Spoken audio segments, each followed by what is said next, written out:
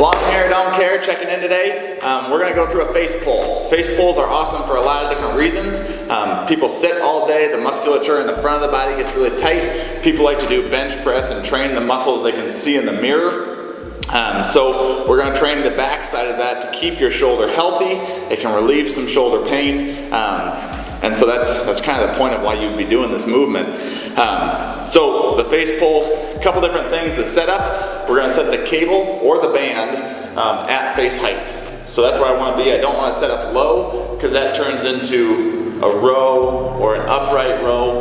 The idea is that we're pulling straight towards the body. So that's your setup with the cable, with the grip. I'm gonna have your grip facing away from you so thumbs are pointed away. You could hold it with your thumbs pointing your face, but a majority of the time I would do it with your thumbs pointing away from you.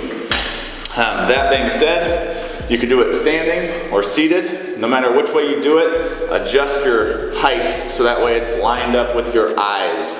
You can get some tension in your cable, and then you're going to be pulling that ring right in the middle. So the ring right in the middle of the rope, I'm going to pull that towards my eyes or the bridge of my nose.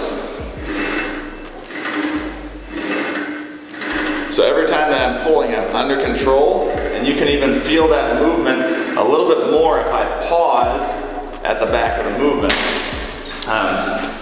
This exercise I would do a little bit higher repetitions, anywhere between 12 and 25 repetitions to train the back side of that shoulder. A lot of benefits to doing it. That's your face pull. We'll talk to you soon.